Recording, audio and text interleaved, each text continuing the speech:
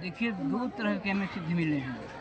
एक तो हम गोरखनाथ के सानिध्य में रहे हैं। गोरखनाथ के विषय में कहा जाता है कि आज से 40 साल पहले करीब लोग वहाँ के बताते हैं कि एक बहुत ही वृद्धकाय मोटे पुरुष कहीं कहीं बैठे मिल जाते थे, दर्शन देते थे। वे गोरखनाथ जी थे।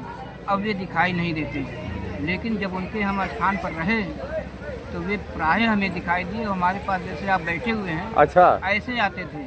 जैसे हम भोजन बना लेते थे तो वैसे आ जाते थे। कहाँ पर थे वो? ये आमतौर से। नमस्कार दोस्तों, मैं संतोष चौबे न्यूज़ सर्वोत्तम में आपका हार्दिक स्वागत करता हूं। दोस्तों, आज मैं ऋषिकेश गंगा जी के तट पर आया हूं। यहां एक बड़े ही वयोवृद्ध महापुरुष हमको मिले, जो कि सारी ज़िंदगी भजन बंदगी में बिताए। ऋषिकेश में रह के कई अन्य स्थानों में भी आप भ्रमण किए होंगे।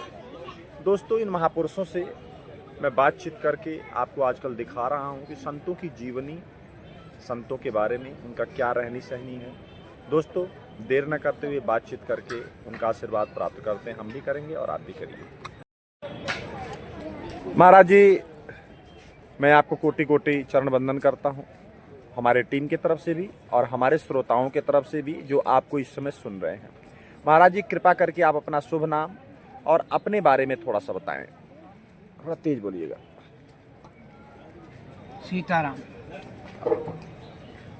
आप हमारे विषय में पूछ रहे हैं तो मुझे लोग बाबा कल्पनेश के नाम से जानते हैं और भारत के साहित्यिक जगत में अपना एक स्थान है, नाम है। अच्छा, सारे लोग परिचित हैं। अच्छा, जितने साहित्यकार होंगे आपके, चाहे ऋषिकेश में हो, चाहे अच्छा, प्रयागराज में हो, चाहे अच्छा, हैदराबाद में हो, हिंदी के साहित्यकार अच्छा, परिचित होंगे आप। अच्छा, अच्छा, अच्छा, और मूलतः अपना जन्म स्थान प्रयागराज से है। अच्छा। और जो कुछ भी आप जानना चाहें बताएं। गुरुदेव, कब से आप भक्ति मार्ग पर चले, इसके पीछे क्या कारण था, थोड़ा सा बताएं। ये तो पुनर्जन्म की बात है, जन्म जन्मांतर की बात है। जब व्यक्ति जन्म लेता है जीव के रूप में, तो उसकी चेतना में वही बात रहती है जो पुराने जन्म में छोड़ चुका होता है, नए से शुरुआत करता है। तो अपनी शुरुआत तो प्रारंभ से ही है, लेकिन दीक्षा हुई सन 83-84 के आसपास प्रयागराज में ही। और फिर वहाँ माघ मेले का 1 महीने का कुंभ लगता ही है, तो वहाँ मैं रहता था। 1 महीने पूरा रहता था कुंभ मेले में। तो एक संत इधर पहाड़ों की तरफ से गए थे और गंगा के तट पर मैं बैठा हुआ था। वे भी आए और गंगा के पथ पर ही ऐसे कुछ उस पार लगते थे, एक बार मेरी तरफ लगते थे। तो 2, 4, 10, 12 भी लगते रहे, 10-15 मिनट लगातार लगते, लेकिन हिम्मत उनकी नहीं पड़ी। जब उनकी हिम्मत पड़ी तो उन्होंने कहा, महाराज आपके साथ आज रात रुक जाएं। उन्होंने कहा, ये स्वागत है। जब ये रुक गए तो उन्होंने अपना परिचय बताया। कोट द्वार के पास में रहा करते थे। उनसे घनिष्ठता हुई। उन्होंने कहा, आप पहाड़ों पर एक बार आइए। तो उनके आग्रह पर मैं वहाँ से फिर निकला, उधर पंढरपुर घूमते हुए पहाड़ों की तरफ आया। तो कोट द्वार से ऊपर आमसौड़ गांव है, जहाँ की सिद्ध बाबा गुरु गोरखनाथ जी का मंदिर है। उनके सानिध्य में फिर उस मंदिर में मैं 14 वर्ष रहा लगातार। और बाबा की बड़ी अनुकंपा है, सिद्ध बाबा गोरखनाथ जी की। उन्हीं की अनुकंपा से यहाँ ऋषिकेश में फिर आना हुआ। आज 5-6 वर्ष हुआ यहाँ आए। गुरुदेव, आप बहुत बड़े साहित्यकार हैं। आपकी वाणी भी बता रही है कि आपको साहित्य का अच्छी नॉलेज है। गुरुदेव, योग नगरी जो ऋषिकेश है, योग नगरी के रूप में जानी जाती है, इसी पर कुछ आप बताएं। योग नगरी है, ऋषियों ने ये स्थान ही क्यों चुना, इस स्थान की महिमा क्या है, इस स्थान पर रहने से क्या क्या लाभ संतों को प्राप्त होते हैं, गृहस्थियों को प्राप्त होते हैं।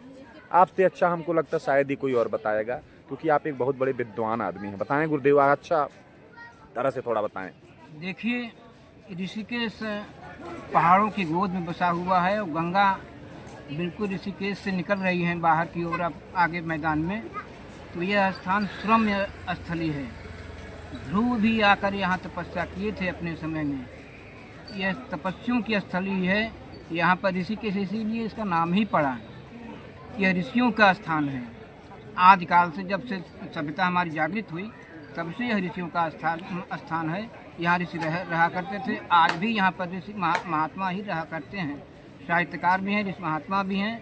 और एक दिन तो मैं एक वीडियो देख रहा था, तो वहाँ प्रश्न उठा कि ऋषिकेश में एक भी जिसे कहते हैं मस्जिद, यहाँ एक भी मस्जिद नहीं है। उन्होंने कहा वहाँ मस्जिद होनी चाहिए, तो वहाँ पर बात उनकी हो रही थी। तो कहा हमारे धर्म स्थल पर मस्जिद क्यों होनी चाहिए, बताइए, आपके मक्का पर हमें मंदिर बनाने का अवसर मिलेगा? तो उसने कहा वो तो एक विशेष स्थान है। तो कहें ऐसे ही विशेष स्थान अपना ऋषिकेश भी है, ये ऋषियों की तपस्थली है। यहाँ मस्जिद जब बन जाएगी तो फिर ऋषियों की तपस्या करते नहीं बनेगी। तो यह सुरम्य स्थली है, इसलिए ऋषियों ने चुना। यहाँ का जो वातावरण है, यह वातावरण अन्य स्थानों पर नहीं। प्रयागराज तो हमारा कुंभ के लिए प्रसिद्ध है, तीर्थराज भी है, लेकिन ऐसा नहीं है। यह गंगा का प्रदेश जो है बहुत ही भाग्यशाली है, जहाँ की आज आप बैठे हुए हैं। यहाँ लोग देश से नहीं विदेश से लगातार आते रहते हैं, वर्ष भर आते रहते हैं। यह ऐसा प्रदेश है। और जो कुछ भी आप जानना चाहें। गुरुदेव, योग के बारे में कहा जाता है कि ऋषिकेश योग की का कैपिटल है, राजधानी माना जाता है। इसके बारे में थोड़ा बताएं।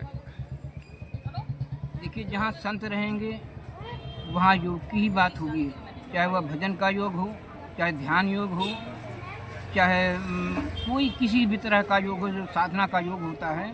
तो यहाँ ऋषियों को भाई ध्रुव, मैंने आपसे बताया कि ध्रुव यहाँ पर तपस्या किए थे। ध्रुव योग बाल योगी थे, उन्होंने तपस्या किया। ऐसे ही आज भी यहाँ लोग हमसे इधर चल रहे हैं तो पूछ रहे हैं कि परमार्थ निकेतन कहाँ है।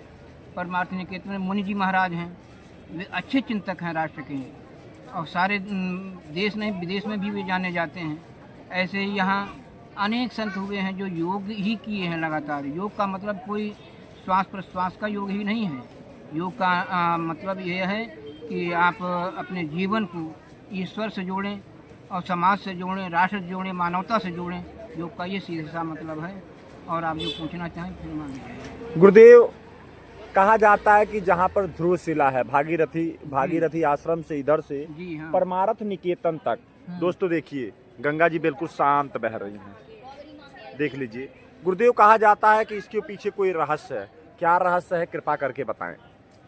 रहस्य यही है, जहाँ ध्रुव ने तपस्या किया वहाँ से गंगा शांत हुई है। उसके पहले गंगा जो ध्रुवशिला है, हाँ ध्रुवशिला है, बाबा मस्तराम के, हाँ ध्रुवशिला के सामने से गंगा शांत हुई है। यहाँ तक शांत लगातार बह रही है। हाँ। उसके पहले गंगा में ध्वनि होती है और आगे भी ध्वनि है, आगे भी ध्वनि है। हाँ। तो यहाँ संतों की जो नगरी है, संतों का जो रहना हुआ साधना का स्थल है। साधना के स्थल होने के कारण गंगा यहाँ पर शांत बहती है कि ऋषि मुनि तपस्वी यहाँ पर जो साधना कर रहे हैं उनके साधना में विघ्न न आए। तो यह बहुत परम पावन, ये एक दैवीय आध्यात्मिक नगर होने के कारण यहाँ शांति है। गंगा में भी शांति है, जो कि एक भागीरथी है और पूरे भारत को ये तारती हैं। गंगा केवल एक साधारण नदी नहीं है, ये परम पावन है। पूरे भारत को ये हरा भरा करती हैं। इनके तट पर बस करके कितने लोग जीवनचर्या चला रहे हैं अपना। केवल योग ही नहीं हो रहा है, जीवन भी चला रहे हैं, आर्थिक प्रयोजन भी सिद्ध हो रहा है लोगों का। तो यह गंगा परम पावन है। गंगा के तट पर बसना, गंगा के तट पर रहना, यह योगचर्या ही है। जो यहाँ बस जाए वह योगी ही मान लीजिए आप। गुरुदेव, आप परम ज्ञानी हैं। आप ये बताएं कि आप जिंदगी के बहुत लंबा समय, तकरीबन 40 साल से ऊपर हो गया, भजन बंदगी तपस्याचार में बिता रहे हैं। बहुत बड़े प्रकांड विद्वान भी आप हैं। आपके जीवन में क्या कोई ऐसा अलौकिक पुरुष मिला कि जिसको आप देखते हुए आपको लगा हो कि वाकई में कोई दिव्य विभूति है, भजन बंदगी से सिद्ध पुरुष जिसको हम लोग अपनी जबान में कहते हैं? इसके बारे में थोड़ा सा आप बताएं, अपने अनुभव के बारे में। देखिए, 2 तरह के हमें सिद्ध मिले हैं। एक तो हम गोरखनाथ के सानिध्य में रहे हैं। गोरखनाथ के विषय में कहा जाता है कि आज से 40 साल पहले करीब लोग वहाँ के बताते हैं कि एक बहुत ही वृद्धकाय मोटे पुरुष कहीं कहीं बैठे मिल जाते थे, दर्शन देते थे। वे गोरखनाथ जी थे। अब वे दिखाई नहीं देते, लेकिन जब उनके हम स्थान पर रहे तो वे प्रायः हमें दिखाई दिए। हमारे पास जैसे आप बैठे हुए हैं, अच्छा, ऐसे आते थे। जैसे हम भोजन बना लेते थे तो वैसे आ जाते थे। कहाँ पर थे वो? ये आमसौर से ऊपर कोट द्वार के ऊपर है। ये कहाँ पर जगह, कोट द्वार कहाँ है? कोट द्वार यहाँ नजीबाबाद से आप चलेंगे तो कोट द्वार के लिए ट्रेन भी जा रही है। और ऋषिकेश में है? नहीं, ऋषिकेश में नहीं, हाँ। कोट द्वार में, इधर पौड़ी जिला में ही है कोट द्वार। मतलब ये पहाड़ों में ही है? हाँ, पहाड़ों में है कोट द्वार। जैसे ये गोद में बसा हुआ है, सिद्धबली कोट द्वार में है। अच्छा। सिद्धबली और गुरु गोरखनाथ, अच्छा। दोनों में युद्ध हुआ था एक काल में, किसी काल में। अच्छा। और जब गोरखनाथ जीत नहीं सके, हाँ। तब उन्होंने सिद्धबली को आशीर्वाद दिया कि तुम यहाँ रहो, मैं जंगल में जा रहा हूँ। हाँ। और जंगल में निर्जन प्रांत है जहाँ हमें रहना हुआ। 14 वर्ष वहाँ उनके सानिध्य में रहे हम। अच्छा।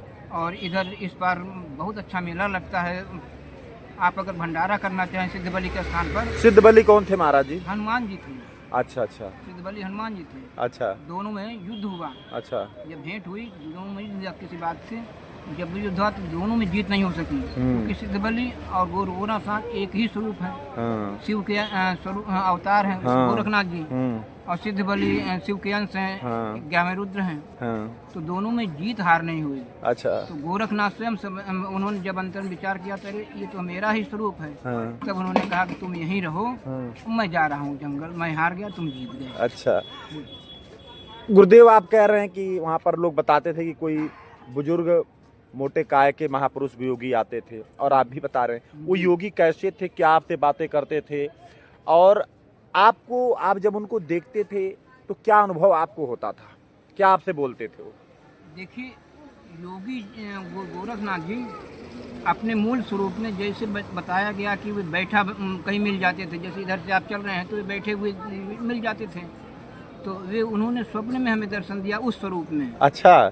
और व्यक्तिगत एक पहाड़ी नेपाली के रूप में आते थे हमारे पास। अच्छा। उन्होंने कहा मैं 5 बार आपके पास आऊँगा, और 5 बार आए। और जब जैसे ही मैं खाना बनाकर फुर्सत होता तो वैसे आ जाते थे। अच्छा। कहते थे महाराज जी, हाँ आइए आइए महाराज बैठिए। वो भी संत ही रूप में थे? नहीं नहीं, बिल्कुल साधारण थे। अच्छा। लोग नहीं पहचान सकते थे कि संत हो सकते हैं। अच्छा। लोग तो ये समझते थे, वहाँ के लोग नहीं जानते थे कि ये कैसे हैं, कौन है। अच्छा। ये समझते थे कोई लुटेरा होगा। अच्छा अच्छा। तो एक बार लोगों ने कहा कि महाराज जी इन्हें क्यों यहाँ बुला लेते हैं। हाँ। तो हम कहा भाई मंदिर है, हाँ। मंदिर पर कोई आ गया तो हम कैसे क्या कर सकते हैं। हाँ, हाँ, हाँ। तो वे स्वयं ही गोरखनाथ आते थे और बदल कर रूप। अच्छा अच्छा। वे बदल कर ही वहाँ अब भी आपको टहलते हुए मिल जाएंगे सिद्ध। अच्छा। सिद्ध का मतलब है जिस स्थान पर होते हैं उसी स्थान पर प्राण त्यागते हैं, उस स्थान पर हमेशा रहते हैं जब तक ये वाला आपका जो सृष्टि चल रही है। हाँ। इस सृष्टि का जब लोप होगा तभी वे जाकर ईश्वर मिलेंगे, नहीं तो वे अपने स्थान पर ही रहते हैं। अच्छा अच्छा। जहाँ देह त्यागते हैं वहीं सिद्ध रहते हैं हमेशा। अच्छा, सिद्ध अपना जगह नहीं छोड़ते हैं? अपनी जगह नहीं छोड़ते, जहाँ प्राण त्यागते हैं वहीं पर रहते हैं, वहीं से सारे विश्व में, सारे ब्रह्मांड में घूमते हैं। अच्छा।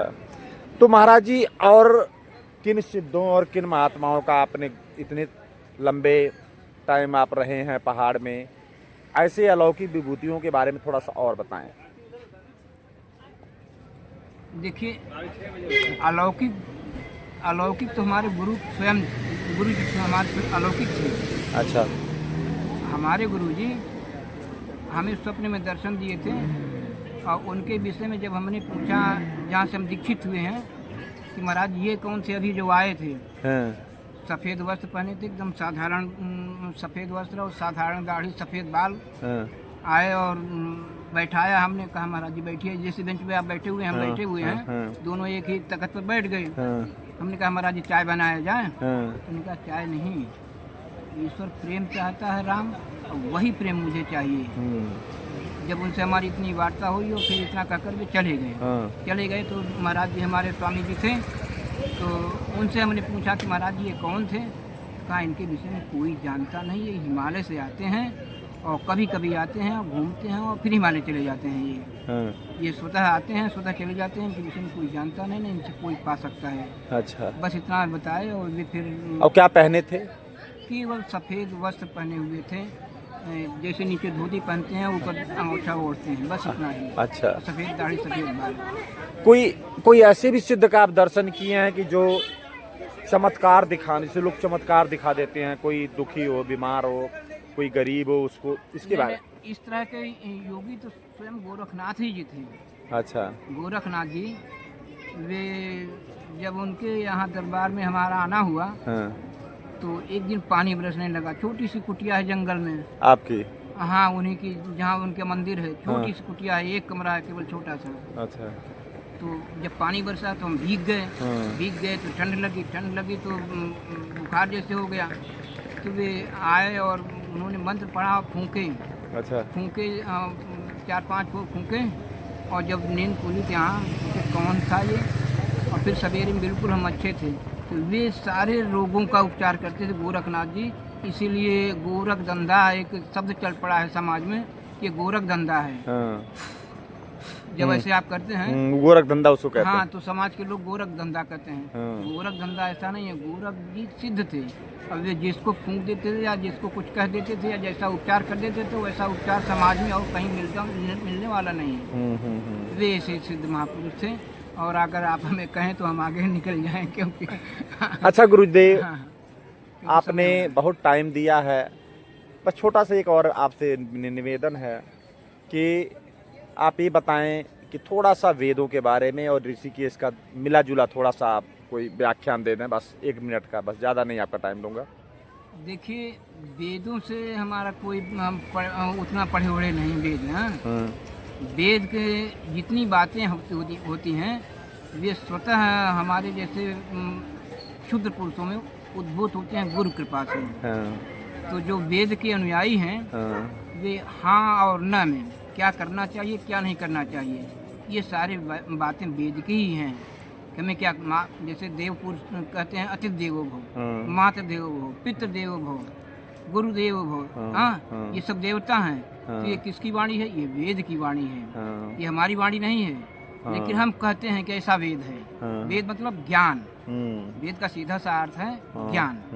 तो जो ज्ञान है वह मूल आप में ही छिपा हुआ है, और जब वह मूल आप में छिपा हुआ तो ऋषियों के द्वारा वह निश्चित हुआ और फिर ऋचाओं के रूप में परिवर्तित हुआ।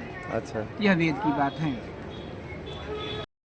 तो दोस्तों देखिए, आज मैंने एक परम सिद्ध योगी से मैंने बात किया, जिनको गुरु गोरखनाथ जी ने और हिमालय के सिद्ध आके जिनके पास बैठते थे और जिनसे बातें करते थे, ऐसे परम बाल योगी से मैंने बातचीत किया, सत्संग भी सुनाए, आप भी सुन रहे हैं और मैं भी सुना। दोस्तों, अब संतोष चौबे को इजाज़त दीजिए। नमस्कार, जय।